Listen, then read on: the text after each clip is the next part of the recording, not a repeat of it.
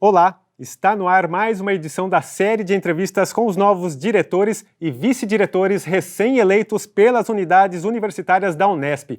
Hoje o nosso bate-papo é com os professores que vão estar à frente da FCL, a Faculdade de Ciências e Letras da Unesp em Araraquara, na gestão 2021-2025. O diretor, professor Jean Cristos Portela, a quem eu agradeço demais por aceitar o nosso convite, professor Jean. Olá, Júlio. Olá, colegas que nos ouvem, nos assistem. Muito obrigado. E também está conosco o vice-diretor, o professor Rafael Alves Orsi. Professor Rafael, também muito obrigado por ceder seu tempo hoje aqui para a TV Unesp. Quem agradece sou eu, Júlio. Saudações a todos aí da TV, saudações a quem nos ouve. É um grande prazer estar aqui com vocês.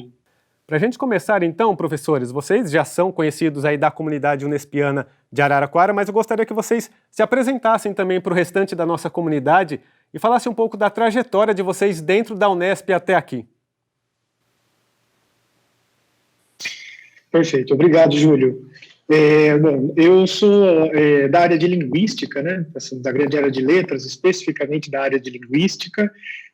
Fiz a minha graduação no jornalismo da FAAC, então eu sou um FAACer, como os nossos alunos dizem.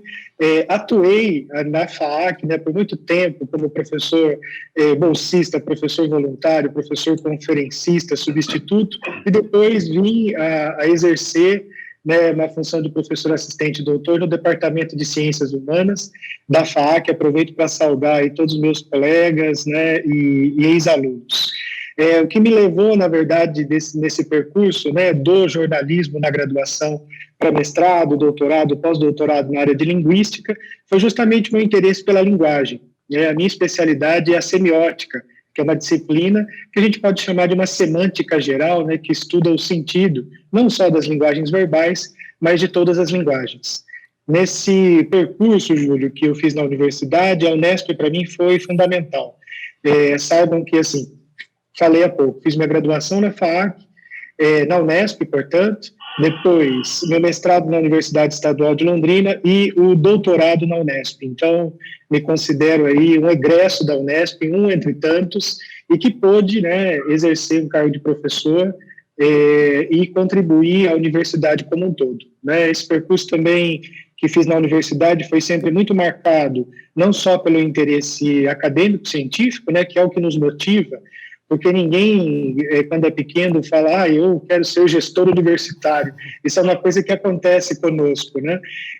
Mas desde o começo, fui chefe de departamento na FAAC, atuei em vários colegiados, vim para a Faculdade de Ciências e Letras, minha atual faculdade, que eu tenho a honra de representar, em 2014, e aqui também fui vice-chefe de departamento, fui coordenador do programa de pós-graduação em Linguística Portuguesa e representei, né, a nossa faculdade, a nossa comunidade, a minha área, em colegiados centrais.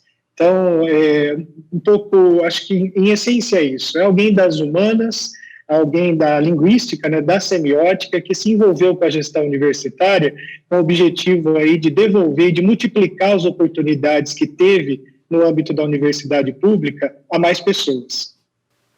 Professor Rafael? Eu, tal qual o Jean apresentou aí, eu sou um filho da Unesp também. Eu fiz graduação em Geografia na Unesp de Rio Claro, e lá também fiz o mestrado, fiz o doutorado, e depois ingressei aqui como docente em Araraquara, e fiz a livre docência agora em 2019.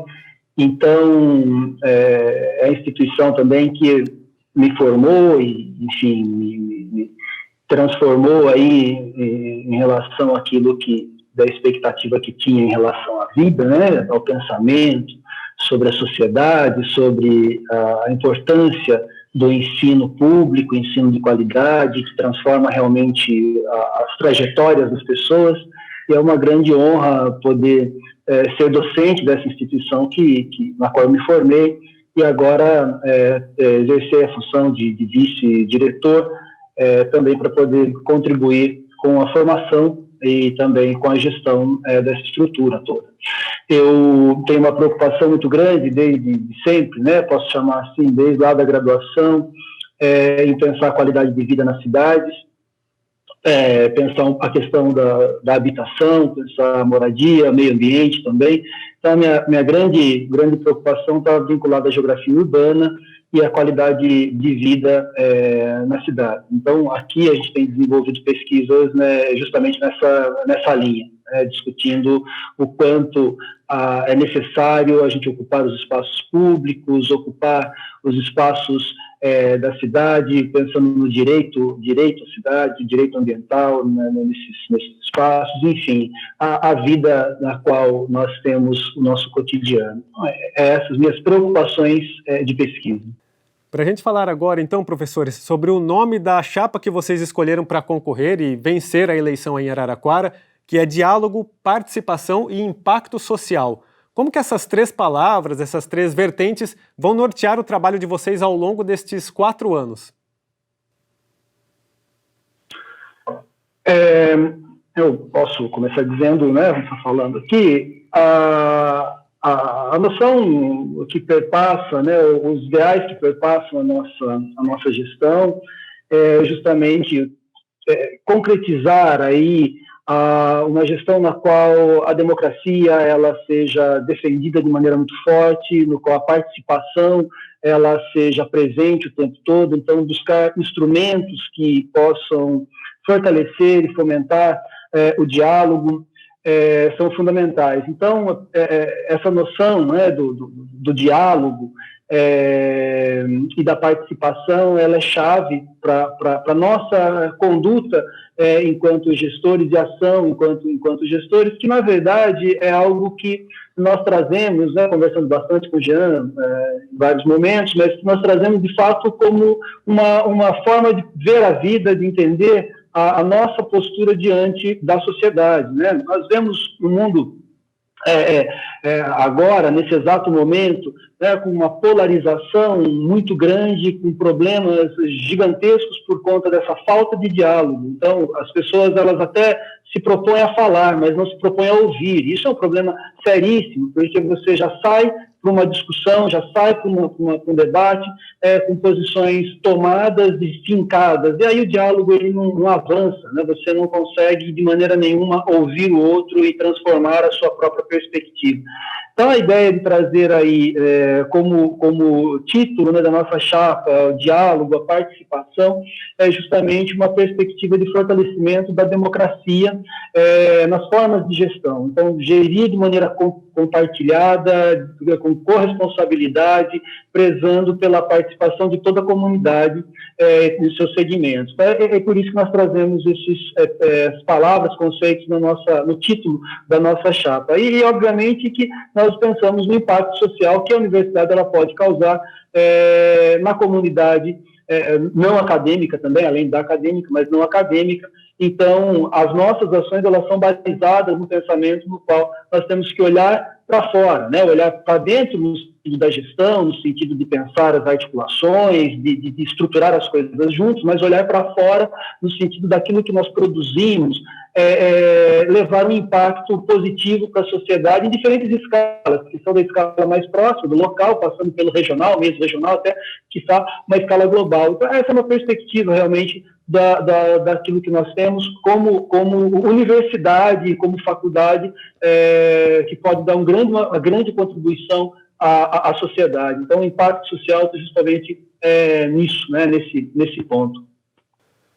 Eu achei interessante que vocês, no plano de gestão, logo no começo, vocês fazem uma espécie de resgate histórico, né, sobre a vocação interdisciplinar, humanista e capaz de transformar vidas da FCL.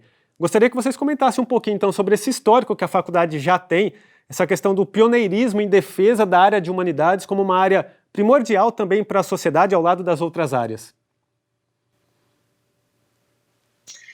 Muito boa questão, Júlio. Na verdade, assim, a Faculdade de Ciências e Letras, se nós pensarmos na sua fundação como instituto isolado, no final dos anos 50, ela já reunia, né, no seu projeto, esse instituto isolado, letras, pedagogia, a química, as sociais, E aí até a matemática, né, a gente tinha esse modelo de faculdade de ciências, né, que envolvia ciências e as humanidades. O que acontece é que em 77 nós chegamos mais perto, né, pelo IUCSI, que foi formado a partir do Instituto Isolado, da configuração da atual Faculdade de Ciências e Letras, né, em que nós tivemos essa redução aí. Foi uma redução baseada no critério de área, basicamente, porque ficamos basicamente os cursos de humanas, e depois, no começo dos anos 80, final dos anos 80, nós tivemos os cursos aí de ciências econômicas e administração pública, que se juntaram à faculdade e que compõem a faculdade já há praticamente 3 décadas, né, se a gente considerar esse mix de cursos que se formou, de um modo que eu considero muito feliz, porque se vocês pensarem, por exemplo, nas grandes questões que um país como o nosso atravessa, né, atravessou e atravessa, especialmente nos dias de hoje, realmente com os economistas, com os administradores públicos, né, e planejadores da economia e da nação, e com os professores, né, e intelectuais que estão em pedagogia, que estão em letras, em sociais, que a gente deve buscar respostas, né, entre outros, né, porque não temos todas as especialidades. Araraquara, desde esse período, e portanto desde o final dos anos 50, né, e sobretudo anos 60, 70, mas não só, recebeu ilustres, né, personagens aqui, a famosa passagem do Jean-Paul Sartre por Araraquara, são famosos também os professores portugueses que vieram para cá, Adolfo Casais Monteiro, a passagem de Jorge Sena, entre outros, né, colegas de vários países, né, e do Brasil, que fizeram parte, né, do nosso corpo docente e das nossas atividades, ainda que episodicamente. Né? Então, ao longo aí de uma história de mais de 60 anos, a gente pode dizer, sim, que Araraquara ela tem um compromisso, de fato, com áreas sensíveis de intervenção social e que tem desenvolvido um trabalho de excelência, né? O que se vê pela excelente avaliação dos nossos cursos de graduação e de pós-graduação. E, professores, vocês estão aí, né, no momento em que a gente grava essa entrevista, vocês estão na primeira semana ainda de trabalho, de gestão. E como que está sendo planejar tudo isso diante ainda de uma pandemia que faz muitos estragos na nossa sociedade e que impede que muitas atividades presenciais sejam realizadas dentro da universidade? Como que vocês estão lidando com isso e planejando as ações da faculdade?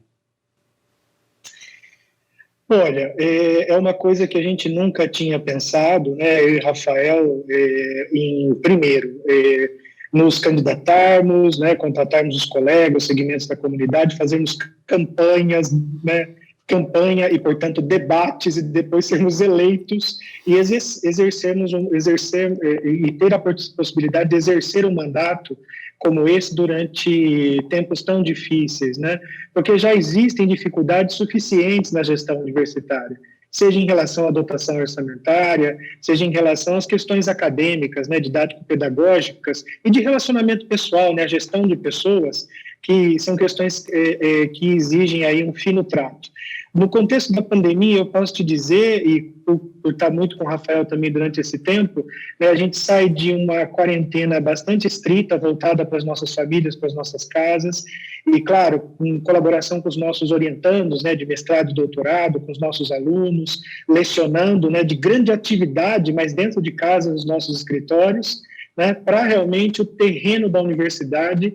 Nós estamos no 4º dia de gestão, então, assim, vocês nos pegam realmente no calor da hora, chegando muito cedo, saindo muito tarde e saindo daqui e continuando o trabalho em casa. Por quê? Porque quando você assume uma faculdade complexa como essa, ou qualquer, a gente pode dizer qualquer instituição de ensino, né, que traz grande complexidade, você não olha mais a faculdade como a maior parte dos seus colegas professores, embora você seja um colega professor, que tem as questões acadêmico-científicas para gerir. Você aprende onde é a casa das máquinas, onde funciona o bombeamento de água, onde passa a caixa de eletricidade, onde tem que fazer a manutenção, onde tem fissura no asfalto. E vocês sabem muito bem que os professores universitários, eles não construíram uma carreira exatamente para acompanhar essas questões. E a essas questões se somam outras pautas, né, que são pautas bem ligadas ao gabinete do Rafael como vice-diretor, que estão ligadas à permanência estudantil, que é um tema fundamental para nós, né? Hoje nós estivemos, por exemplo, na moradia estudantil conhecendo as instalações e conversando com as moradoras e com os moradores. Então, um período de trabalho muito intenso, Júlio. Eu imagino. A gente vai voltar a falar da permanência estudantil no próximo bloco, mas diante dessas dificuldades de saúde, você também já citou, professor, a questão orçamentária, que é uma questão muito séria dentro da nossa sociedade, que impacta na universidade. Vocês trazem ali no plano de gestão de vocês que a FCL tem hoje um déficit de mais ou menos 40% no quadro de docentes e servidores técnicos administrativos. Como que está sendo lidar com esta situação também econômica? Sim. Bom, a situação da FCL é a situação também da Unesp como um todo, né? Com raras exceções, em raras áreas e unidades, a gente tem um déficit imenso de pessoal docente e de pessoal técnico administrativo. A gente tem a sensação realmente de trabalhar aí no limite da nossa capacidade de trabalho, né? Dialogando com a última questão que você me colocou, em que eu não me detive sobre os aspectos, assim, dos inconvenientes, né, da pandemia, as dificuldades da pandemia, hoje a gente tem um expediente de trabalho que se organiza basicamente pelo teletrabalho, né? Estando envolvidos com as atividades presenciais da universidade, no caso da FCL, em meio período, os colegas que cuidam de elementos essenciais para a nossa manutenção, né? E claro que esses elementos envolvem eletricidade, envolvem hidráulica, pequenos serviços, jardinagem, telhado, ou seja, são questões que no cotidiano de uma universidade e nos nossos prédios, sobretudo, né? Nós temos um prédio lindo aqui, mas é um prédio que tem décadas, que exige manutenção, né? Nós temos um campus complexo, que dividimos, inclusive, o espaço dele com a Faculdade de Ciências Farmacêuticas, né? E cada faculdade assume suas responsabilidades.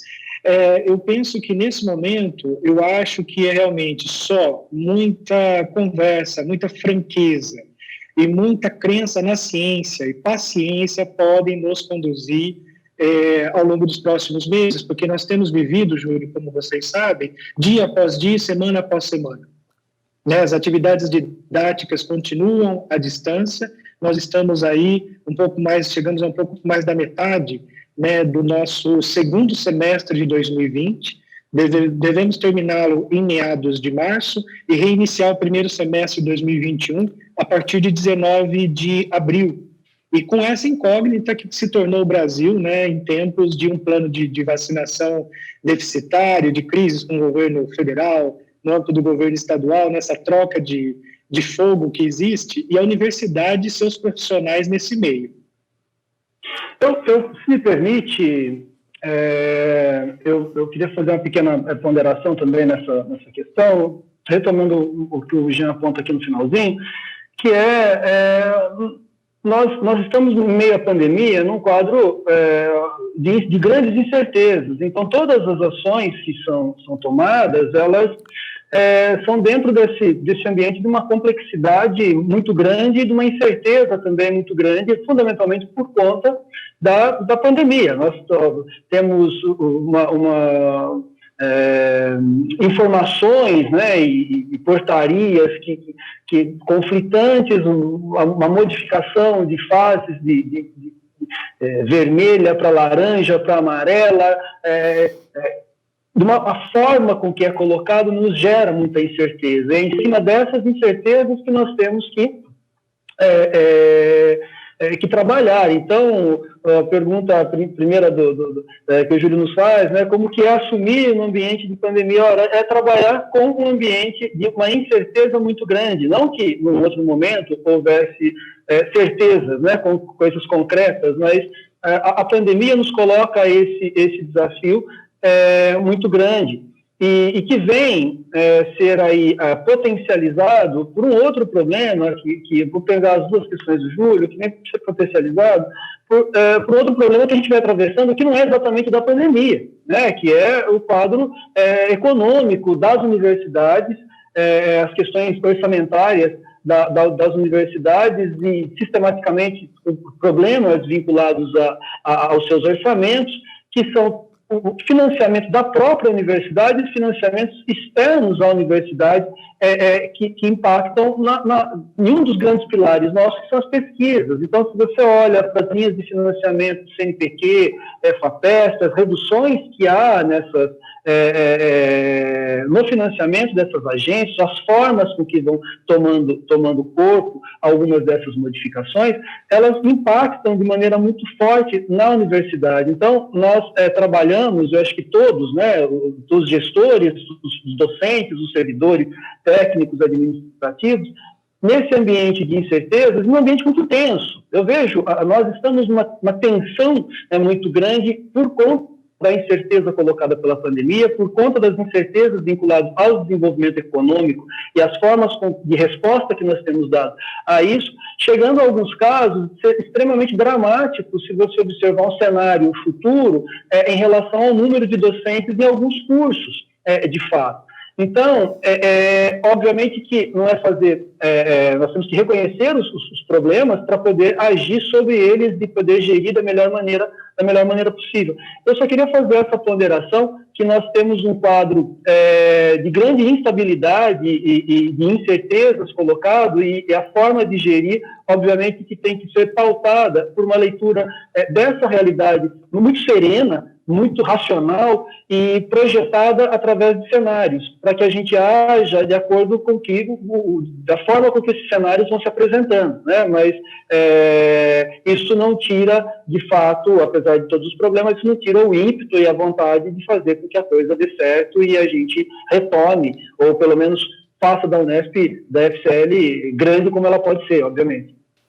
Com certeza, professores.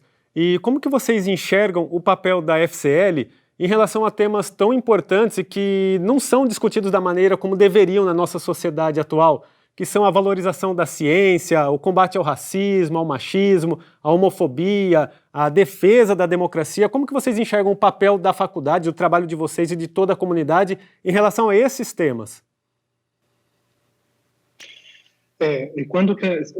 Uma pergunta interessante, Júlio, porque quando nós pensamos nas especialidades da FCL, né, algumas delas aqui eu já mencionei, na verdade todas, e pensamos, por exemplo, na atuação do pessoal das letras, da pedagogia, das ciências sociais, da economia e da administração, a gente percebe que eles estão intimamente ligados com as grandes questões e problemas de planejamento, de desenvolvimento brasileiros. E os nossos projetos, eles não só impactam no desenvolvimento da ciência, mas como eles impactam, por exemplo, na rede de ensino pública e particular, né, no âmbito do ensino de língua materna, de língua estrangeira, eles impactam na formação continuada de agentes públicos de diversa natureza, né, que tem colegas que estão aí à frente de projetos voltados à capacitação no âmbito da gestão e da liderança, tem colegas envolvidos com planejamento regional com seus alunos. Nós temos empresas, na verdade, uma empresa, Júnior, que é a Paulista Júnior, e programas PET, né, programas de educação tutorial, que levam, na verdade, os grandes preceitos da universidade para toda a comunidade. Né? Os colegas do PET, por exemplo, em conjunto, no ano que passou, eles estavam trabalhando com um tema da terceira idade, ou seja, eles estavam trabalhando com o tema do envelhecimento, e a partir da perspectiva dos vários cursos, promovendo palestras. Né? Vou citar agora, porque é um dos projetos que eu conheço melhor, o PET Letras, por exemplo, estava com um projeto maravilhoso em que eles estavam lendo obras da literatura com mulheres, com homens de 60 anos ou mais. Então, a nossa universidade, não só no ensino, né, que ela pode oferecer aos nossos alunos, né, especificamente a nossa faculdade, então a Unesp e a FCL, a gente pode fazer a diferença no sentido de ter uma educação para a diversidade, para a democracia e para os direitos humanos, como também nesse processo de formação a gente pode dialogar com a comunidade, aprender com a comunidade e partilhar conhecimentos. Lembrando que muitas vezes as pessoas conhecem a Unesp ou qualquer universidade pública que para nós é tão importante, com um nome tão importante e tão importante na nossa vida, mesmo morando na mesma cidade, conhece quando ingressa. E esteve aqui 1 ou 2 vezes na vida. E muitos alunos nossos ficam 4, 5 anos conosco ou mais, e seus pais vão pisar na universidade, na matrícula e também na formatura. O nosso interesse, na verdade, é pegar todo esse potencial que a gente tem da nossa massa crítica, extremamente ativa, em todos os segmentos da universidade, e fazer esses atores, que eu poderia dizer, de difusão do conhecimento e da ciência, terem consciência, né, daquilo que eles estão fazendo cada vez mais e serem mais ativos e cada vez mais comprometidos. Para a gente entrar agora, professores, mais nas ações que vocês trazem ali no plano de gestão de vocês, vamos falar da graduação. Quais serão as prioridades de vocês a partir de agora e como vocês pretendem trabalhar com a questão da acreditação da extensão, né, atendendo à resolução do MEC? A questão da graduação, o Rafael depois pode se ocupar mais detidamente da questão da acreditação especificamente. Eu gostaria de fazer uma primeira observação sobre esse tema, que para nós é uma formação de qualidade, né, no nosso ideal, e que a gente quer cada vez mais que se concretize plenamente, de uma universidade de fato pública, gratuita, de qualidade inclusiva. O nosso ideal, em meio a essa universidade, é de uma formação que seja não só consistente cientificamente e pedagogicamente, mas que seja de vocação interdisciplinar. Então, um aspecto forte do nosso plano, quando conversamos com a comunidade, estava baseado na seguinte ideia, Júlio: como que nós podemos verificar o impacto na formação, por exemplo, de um egresso da pedagogia, ou da economia, ou da administração, ou seja, dos vários cursos que nós temos, como nós podemos ver o impacto que esse meio de cultura disciplinar, que esses outros cursos, programas de pós e projetos tiveram, né, todas essas ações tiveram no percurso desse egresso. Porque não adianta, por exemplo, um egresso da pedagogia, ele faz pedagogia num curso de excelência que mantém interação com outros cursos de excelência. E como a gente pode integrar esses saberes para além das optativas e para além de alguns projetos que a gente mantém de característica interdisciplinar. Um dos nossos desejos do ponto de vista acadêmico é promover uma ampla discussão sobre o tipo de formação que a gente tem oferecido em cada curso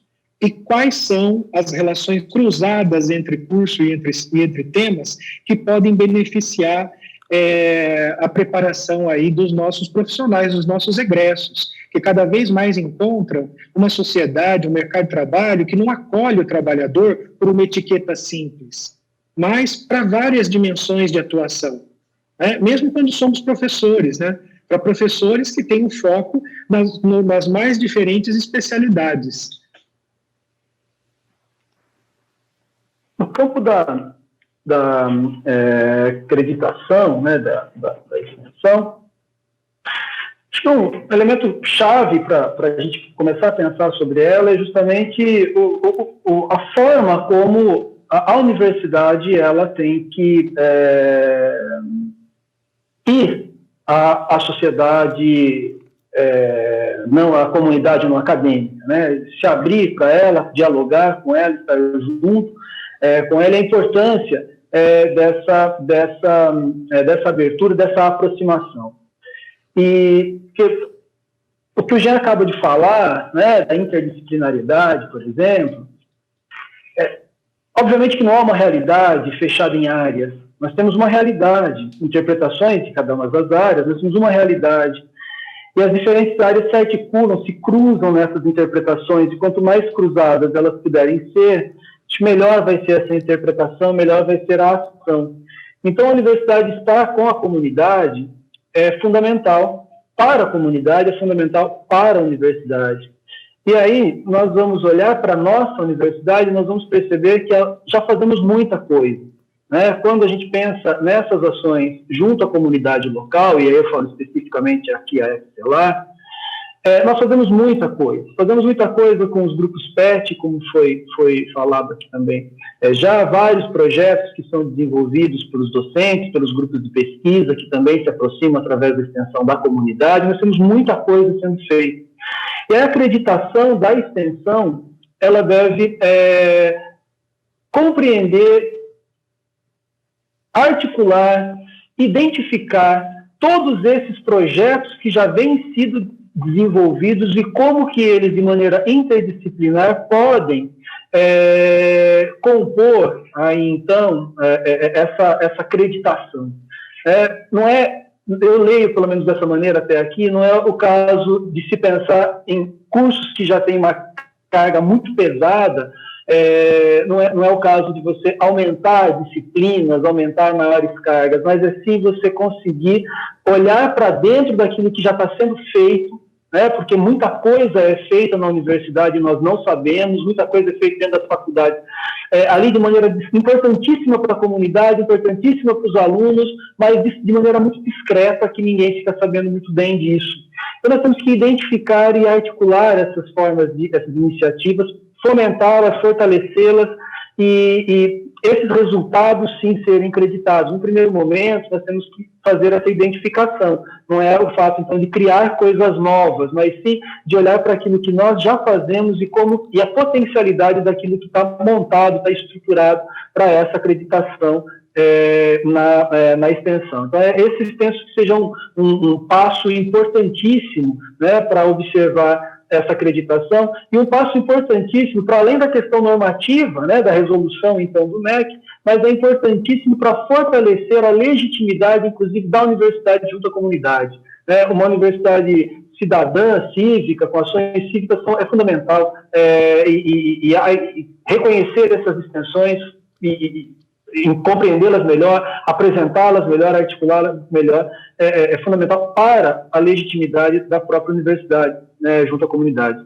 Com certeza. Professores, a gente vai agora fazer uma rápida pausa e no próximo bloco nós vamos saber mais o que os novos gestores da Faculdade de Ciências e Letras da Unesp em Araraquara planejam para as áreas como da pesquisa, da pós-graduação e da permanência estudantil. Não saia daí.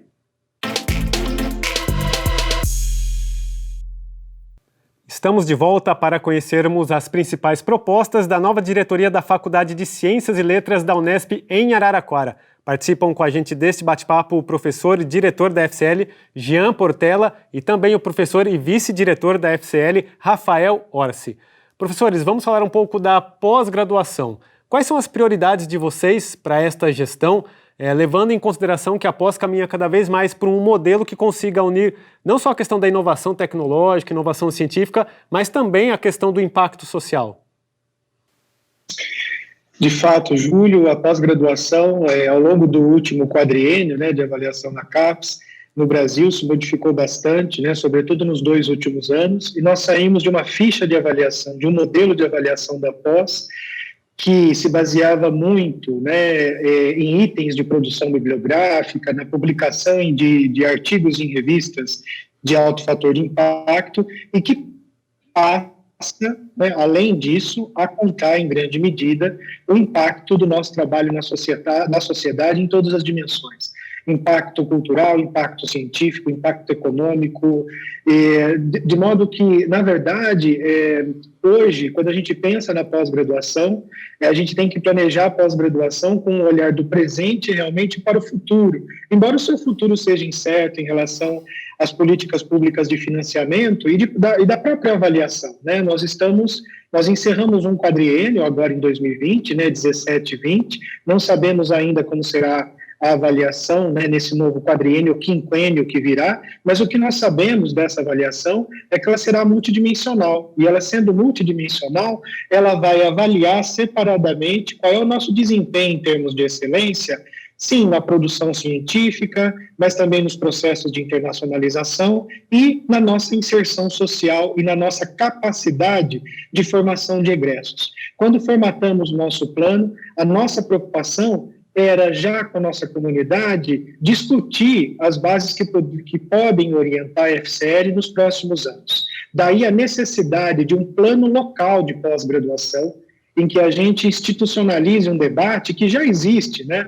Vou falar algo que não é segredo para ninguém: coordenadores de pós-graduação da mesma unidade ou da mesma área têm grupos no WhatsApp. E lá nós partilhamos problemas e soluções, encontramos soluções. Mas por que as nossas unidades, muitas vezes, não constroem, né, as nossas unidades, planos locais de pós-graduação em que esse debate se dê de modo institucionalizado, para além dos gestores locais?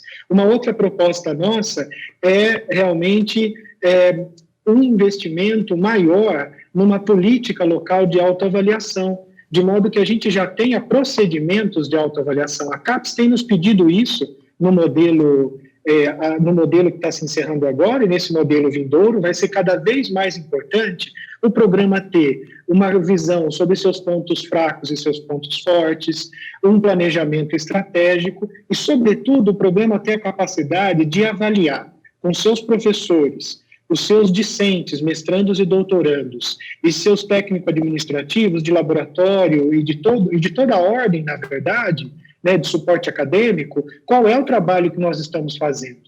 Então, assim, é um momento da pós-graduação se olhar realmente no espelho, eu diria, se olhar realmente do exterior para o interior e tentar conduzir o trabalho de formação do modo mais aberto à sociedade possível e com a maior interação entre os diferentes segmentos da sociedade civil.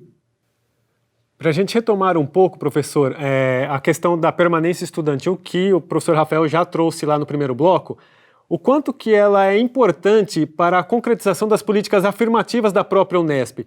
E como fortalecer essa questão da permanência estudantil diante de uma situação econômica que vocês já citaram é delicada?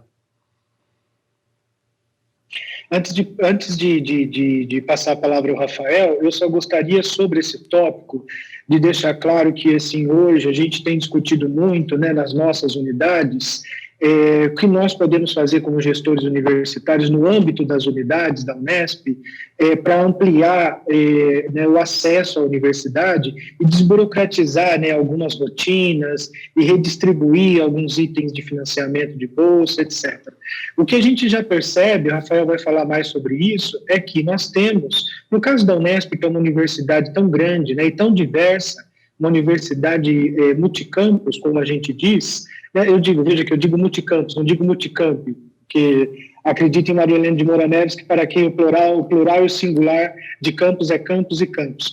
Mas uma universidade multicampus como a nossa nos coloca em contato com diversas realidades. E aí, hoje eu vejo mais claramente como os gestores das unidades têm algumas limitações que dizem respeito a uma legislação central que carece de atualização e que carece de debate. Nos últimos anos, foram feitos investimentos importantes da permanência estudantil pela administração central, mas nós temos muito trabalho pela frente ainda. Por quê? Porque a nossa universidade é a primeira universidade a se abrir mais frontalmente a esse desafio, realmente de um corpo discente mais plural e pautado aí na sua escolha por valores inclusivos, e que até hoje a gente está tentando ainda fazer os ajustes necessários, quando, antes de fazer os ajustes necessários, somos surpreendidos por uma pandemia que traz toda essa vulnerabilidade social. Do que é do nosso conhecimento, sabemos que foi em torno de 20% o aumento pela procura de auxílios de diversas ordens por parte dos nossos alunos matriculados. Não sei como está a realidade de outras unidades. Nós temos aí uma problemática muito séria, muito grande, né, no que o Jean já tocou em vários pontos chaves em relação à permanência, mas falando de trás para frente aí da pergunta e também do caminho percorrido pelo Jean, as questões vinculadas ao orçamento da universidade para a política de permanência é um dos nossos desafios, né, porque se por um lado nós temos questões orçamentárias restritas, né, volume de recursos aquém da necessidade, há na outra ponta uma necessidade crescente da sociedade brasileira, de fato, não só por conta da pandemia, acho que isso é também importante ser frisado, a pandemia ela é um potencializador e escancara uma série de problemas sociais no qual nós estamos inseridos, mas, de fato, a sociedade brasileira apresenta uma desigualdade muito grande, desigualdade social muito grande, marcada, e uma parcela significativa dessa parte da população empobrecida não tem acesso a ensino de qualidade nas universidades públicas. E quando você tem uma política, então, de inclusão, uma política na qual existe aí as várias políticas afirmativas, para que esse grupo de pessoas em situação de vulnerabilidade em diferentes ordens, eles conseguem acessar a universidade, minimamente nós temos que conseguir que a permanência deles seja garantida também. Só que esse montante de pessoas em situação de vulnerabilidade socioeconômica, ela tem se apresentado num quadro muito mais acentuado, uma vez que nós passamos por crescentes problemas econômicos no país, que vai do desemprego até falta de uma série de outros investimentos. Então, a questão da ordem orçamentária, ela é chave no sentido da gente pensar como fazer uma política de permanência no qual esses grupos vulnerabilizados que se inserem na universidade, eles permaneçam, mas não é uma questão apenas de permanência, de estar na universidade. Acho que isso é um ponto também muito sensível que nós temos que tocar. Ele tem que estar na universidade através seja das moradias, seja com condições de alimentação, mas eles têm que ter condições de se desenvolverem na universidade. Essa é uma questão. Se eu crio um grupo, uma segmentação interna à universidade, grupos que ingressaram sem a permanência, mas não têm condições de ter o mesmo desempenho acadêmico, nós não podemos esquecer isso, somos uma universidade. Então, eu preciso ter desenvolvimento acadêmico, científico, dentro dessa subestrutura. Ela precisa disso. Então, se eu criar um grupo, eu tiver um grupo no qual ele consegue permanecer, mas ele não consegue ter desenvolvimento, eu não consegui fazer aquilo que é fundamental dessa política afirmativa, que é mudança social. Então, para ter mudança social, não adianta você apenas estar na universidade. Precisa estar na universidade, mas com condições de ter desenvolvimento social, desenvolvimento intelectual, né, que vai levar ao desenvolvimento econômico, social, mas nós temos que dar essas condições. É óbvio que nós temos um gargalo, então, que são as questões orçamentárias. E é em cima disso que nós temos que trabalhar com os recursos, e aí, infelizmente, algumas tomadas de decisão são necessárias e temos que eleger algumas prioridades para poder garantir que essa permanência ela aconteça. A Unesp, como uma universidade multicampus, ela apresenta uma diversidade muito grande, uma diversidade de realidades também muito grande, e nós temos que olhar para essas especificidades que cada uma apresenta e, a partir delas, gerir da melhor maneira possível, mas não é uma fórmula pronta. A única coisa que nós podemos falar nesses 4 dias de gestão, mas que vem estudando, né, a permanência já há algum tempo, para assumi-la com responsabilidade, ser proativo e propositivo, é que nós temos que analisar de maneira mais pontual e especificamente para poder garantir a condição de desenvolvimento para os alunos que ingressam, né, nesse contexto. Certamente, a área da permanência é uma das mais desafiadoras para todos os gestores como vocês. Para a gente falar agora um pouco do campo da pesquisa, eu gostaria que vocês falassem sobre o papel do ERAP, né, o Escritório Regional de Apoio à Pesquisa e Internacionalização, e como que vocês pretendem atuar em relação a esse escritório. Júlio, o papel do ERAP, né, na nossa unidade, nas nossas unidades, ele é imenso, ele é enorme, né, e numa relação bem desproporcional à quantidade de servidores técnico-administrativos e de recursos de treinamento que nós temos.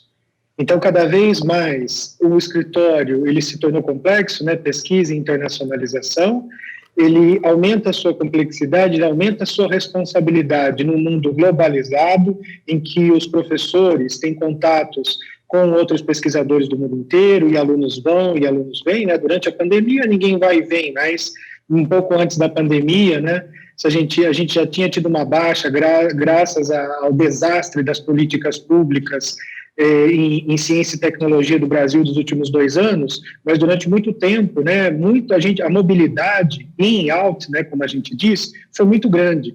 Então, o ERAP, ele só teve nos últimos anos um acréscimo, né, de importância estratégica, mas o fato é que muitos dos nossos escritórios, eles estão reduzidos a um colega, a 2 colegas, e a gente pode brincar, 1,5 colega para liderar esses processos. E esse é um grande desafio para os gestores das unidades da Unesp. Quando a gente pega, por exemplo, uma unidade complexa como a nossa e ativa, né, muitos professores, uma unidade de humanas, mas com muitos professores, com projetos financiados e com prestação de conta para fazer, com material para sistematizar, com estrangeiros para acolher, a gente se pega realmente com as mãos atadas e vê que os colegas estão muito sobrecarregados. Então, Júlia, a importância total.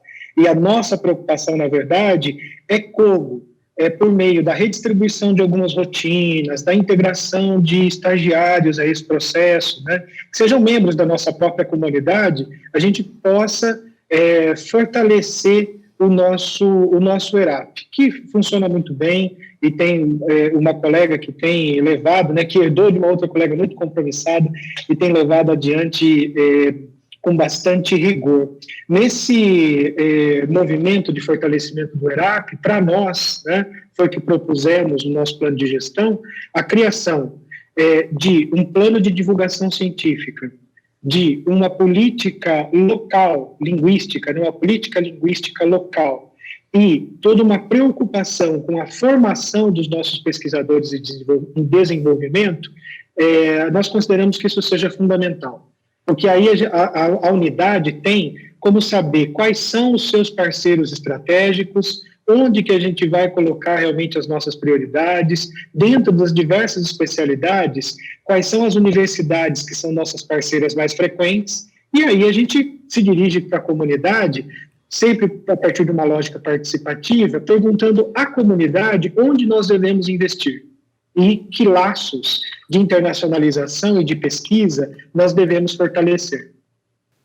A gente passa agora, então, professores, para a questão da extensão, né? Como que vocês pretendem valorizar essas atividades, fazer com que elas se tornem cada vez mais relevantes para a comunidade que elas atendem, e como que vocês pretendem também trazer mais a comunidade para dentro da universidade? Como dito, essa aproximação ela tem uma grande importância com a comunidade, então a extensão é fundamental, e nós precisamos nos conhecer.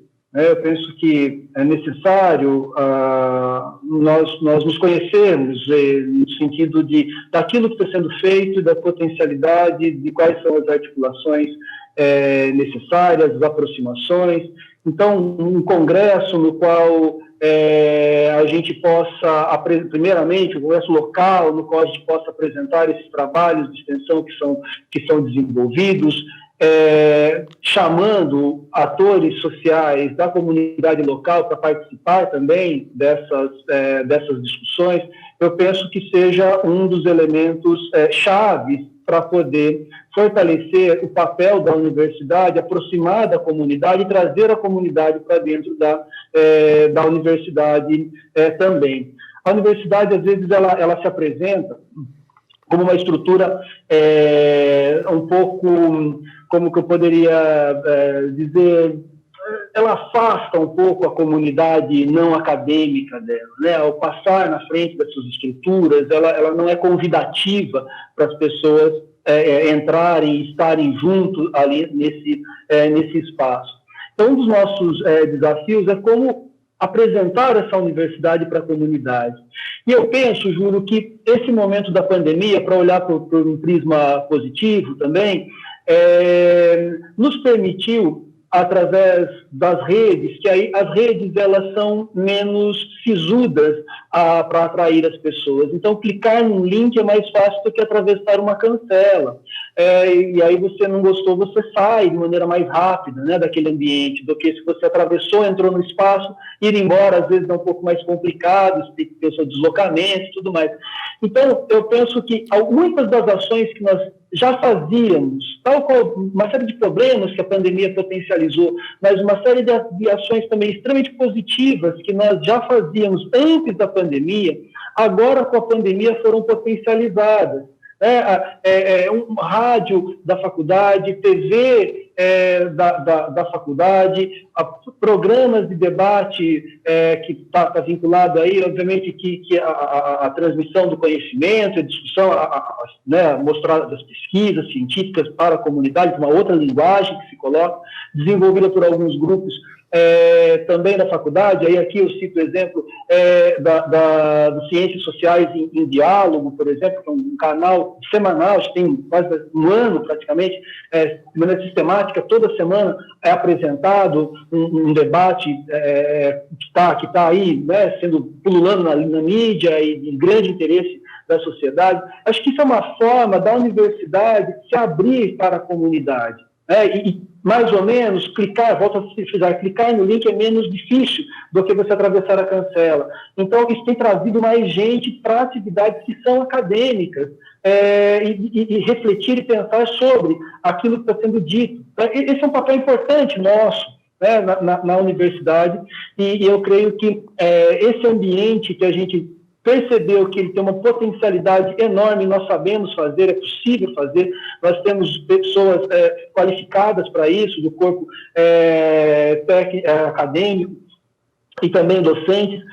Eu penso que essa é uma forma de chegar à comunidade de uma outra frente e também trazer essa comunidade para dentro da universidade. Sem esquecer, contudo, que é necessário a gente pensar em modelos no qual exista uma aproximação institucional com prefeituras, com Câmara dos Vereadores, com secretarias. Isso é chave, nós temos isso colocado, mas às vezes pouco divulgado. Então nós temos que aprimorar. Se não existe, criar, e se já existe, aprimorar a comunicação para que todos possam ter acesso e se verem, né, dentro desses projetos e dessas ações. Então, eu imagino que o desafio para a extensão ele é grande, é claro, mas a extensão ela traz algo que seria a cereja do bolo, talvez, da universidade, porque quem trabalha com extensão sabe o quão prazeroso é estar junto com a comunidade, estar próximo dessa comunidade e dialogando com ela de maneira constante, né? Não como objeto de pesquisa, mas sim como parceira numa série de ações, trazendo demandas e dialogando conosco. Então, eu acredito que esse seja mais ou menos aí um caminho que nós podemos tomar. Legal, professor. E em relação às atividades mais culturais, esportivas, atividades que promovam o bem-estar, promovam a saúde, a gente tem a questão da saúde mental tão importante na sociedade e também, né, muito relevante dentro da própria universidade, cada vez mais. Como que vocês pretendem fomentar essas outras atividades, mesmo em tempos de pandemia, né? E como atrair a comunidade acadêmica para dentro dessas atividades, para que elas participem e se envolvam de fato?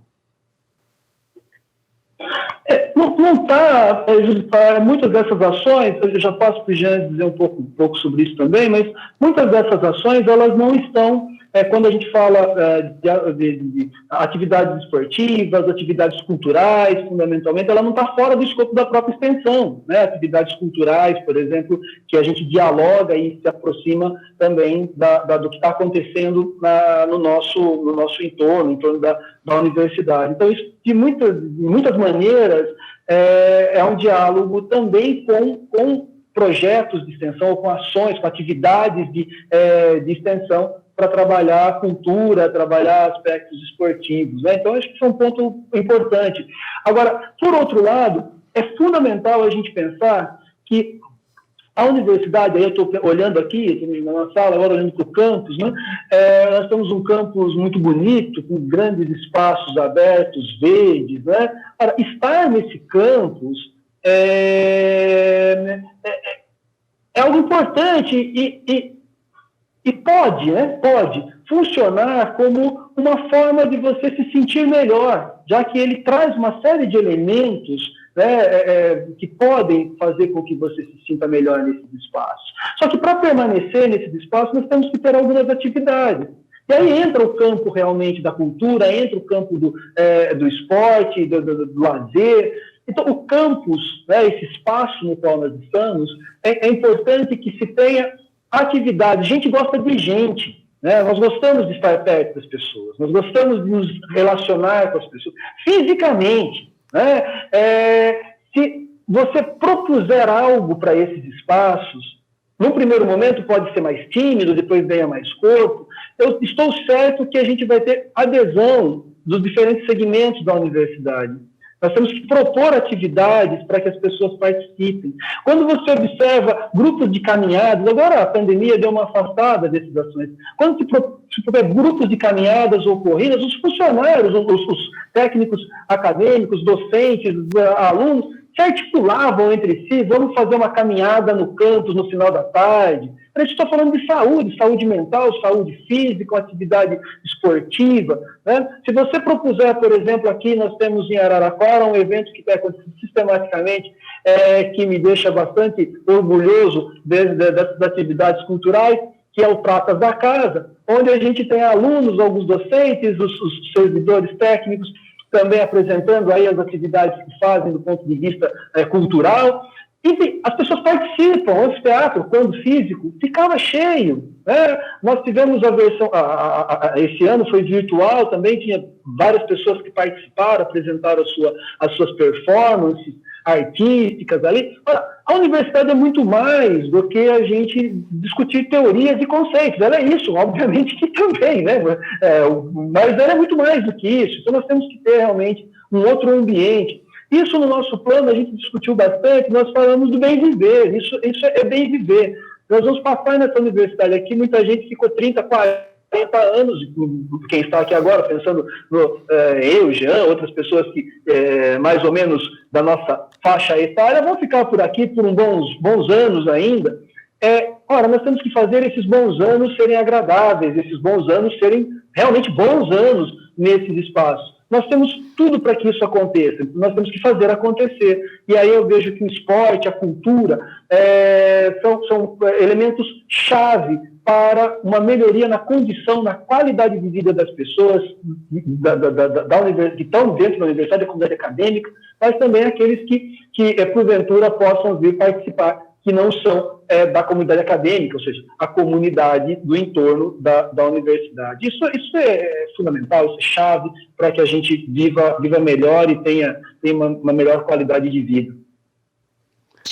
Você sabe, Júlio, que assim, ao lado de todo esse cenário, né, que o Rafael esboçou, juntamente, né, com todo esse cenário, ele mencionou o evento Pratas da Casa. E, assim, somos, como vocês sabem, Faculdade de Ciências e Letras, né, com os nossos cursos, mas aqui nós temos atores, nós temos fotógrafos, nós temos jogadores, nós temos líderes de torcida, ou seja, nós temos músicos, ou seja, nós temos pessoas envolvidas em todas as atividades culturais, né, de espectro mais social, recreativo, esportivo, ou atividades que a gente pode dizer que são atividades artísticas, digamos assim, e que muitas vezes os professores e os alunos, na sua interação na sala de aula, através de uma disciplina, né, de um conjunto de disciplinas, tem uma interação muito objetiva, né, conteudista, voltada para aquilo que a universidade pode fazer por eles dentro da sala de aula. E quando o Rafael diz que a gente não é só um lugar de discussão, né, de conceitos, né, de grandes conceitos, o que ele está dizendo é que a gente é um lugar de colocação em prática, né, de aplicação desses conceitos. Então, uma época em que a gente podia conceber uma universidade potencialmente muito mais elitista, né, e segregadora, em que nós éramos sempre assim, aquele que é o suprassumo do conhecimento com os seus alunos, que são praticamente cabeça sem corpo, e se tem corpo não tem ambiente, ou seja, é só a pessoa.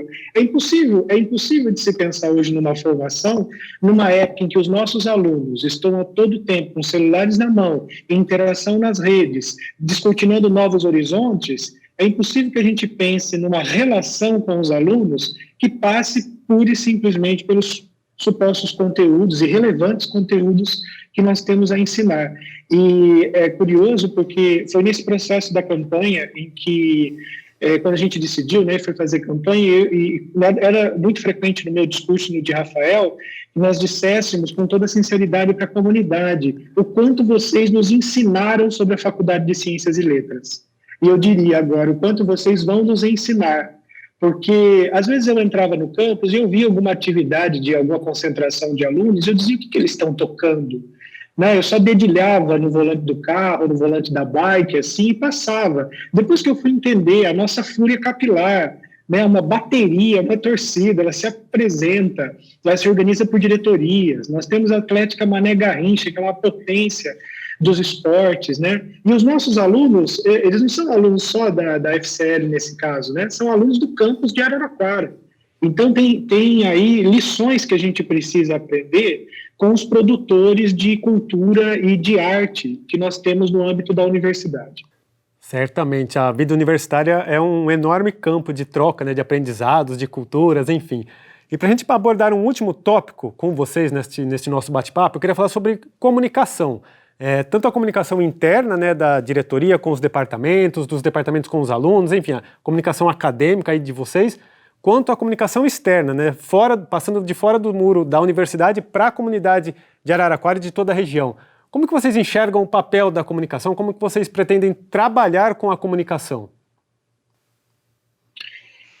Júlio, eu diria que hoje talvez seja, para além dos desafios que a gente já sabe, né, tem alguns que não tem como a gente resolver em 2021, por exemplo, contratação, a gente não pode contratar. Tem até contratações em 22 que a gente espera fazer, né, as unidades da Unesp esperam fazer.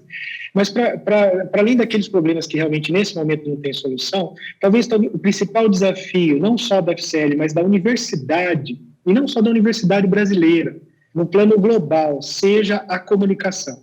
No aspecto interno, certamente, né, porque a comunicação institucional ela é muito importante para a compreensão, autocompreensão da instituição, e ela é uma ferramenta de gestão de que a gente não pode prescindir, porque numa universidade ou numa faculdade onde segmentos sabem mais ou menos do que outros, ou segmentos não sabem nada, os vários grupos da universidade não sabem nada e vivem na dúvida, é o momento em que, nos grupos de WhatsApp, que são os novos corredores, né, as informações vão circulando e elas vão se falsificando num eterno WhatsApp sem fio, num eterno telefone sem fio, e aí realmente você encontra uma comunidade muitas vezes ansiosa, descontente e que se descola mesmo do espírito institucional.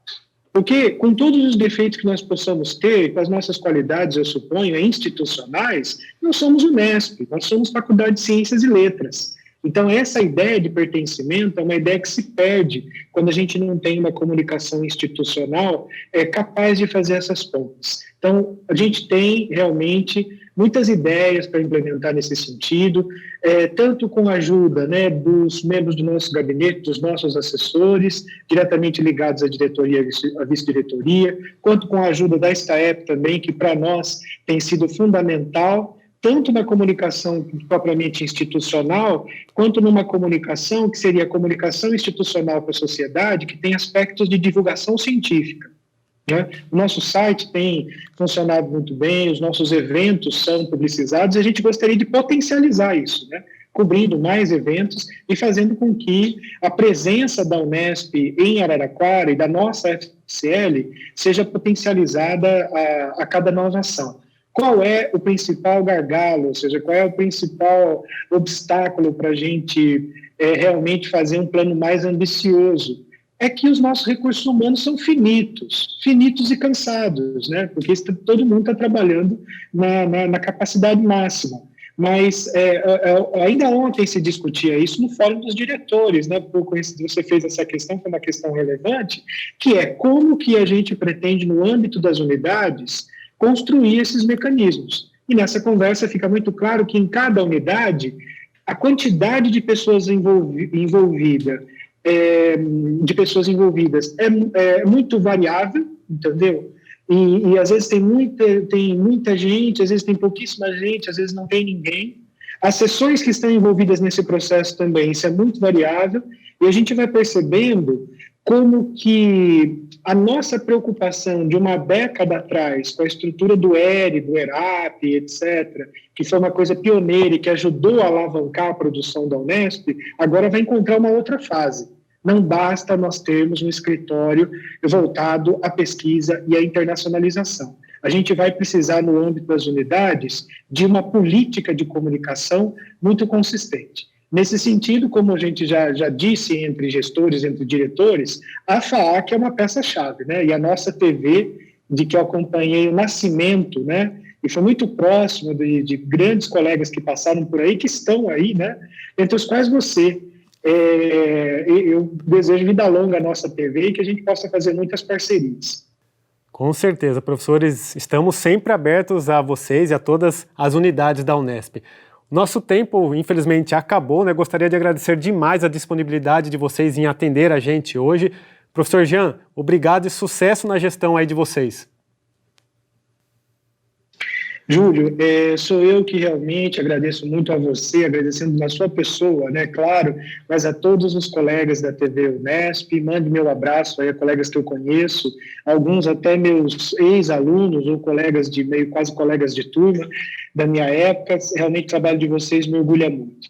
Hoje, nessa despedida, o que eu posso dizer para vocês é que eu e Rafael Orsi abraçamos aí com muito compromisso, com muito amor pela universidade, pela nossa FCL, essa missão, e esperamos realmente, firmemente, estar à altura da confiança que nos foi depositada para trabalhar incansavelmente por uma coisa que eu disse exatamente no começo, quando a gente se cumprimentou praticamente, com a ampliação das oportunidades várias que a universidade cria, oportunidades de formação, oportunidades de inserção profissional, sim, mas também oportunidades da gente desabrochar como pessoa, da gente perder preconceitos, conhecer pessoas e ter uma visão mais ampla da vida.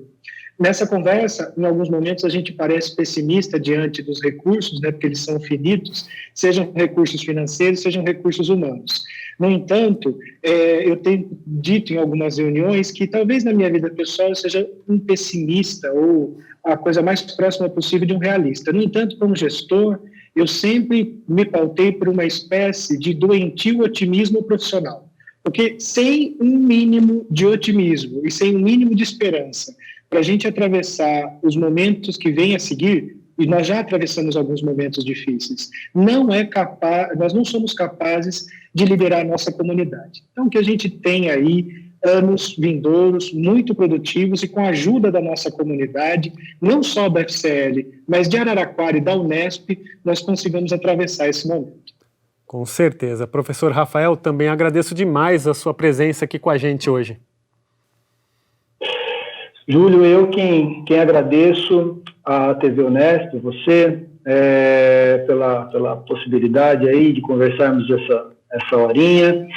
É sempre bom poder dialogar e poder expressar algumas coisas, alguns pontos de vista, e eu acho também que nós estamos iniciando uma gestão e quando se inicia uma gestão, inicia-se um trabalho, nós temos que estar bastante cientes de todos os desafios, né, que você pode encontrar pela frente, vai encontrar pela frente, para que, em cima desses desafios, a gente possa fazer o melhor trabalho possível. Também, tal qual a gente acabou de dizer, espero que a gente possa estar à altura de toda a confiança depositada pela comunidade em nós, para que a gente esteja aqui na direção da faculdade, na vice-direção para os próximos anos, e eu acho que isso é fundamental, então, que nós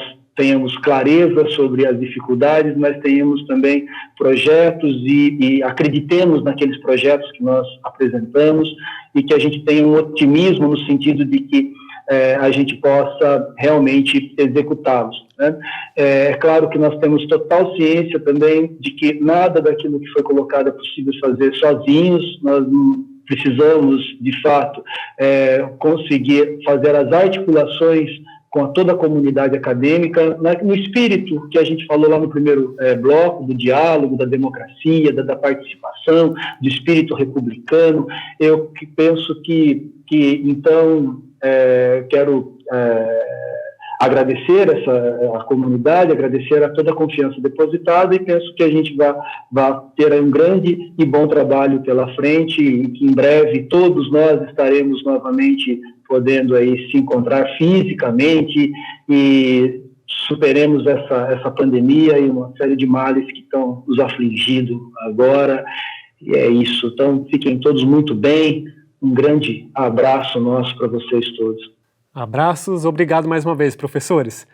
Chegamos ao fim de mais uma entrevista com os novos diretores das unidades da Unesp, mas você pode rever este e outros conteúdos da TV no nosso site e também no nosso canal do YouTube. Obrigado pela sua companhia e até a próxima.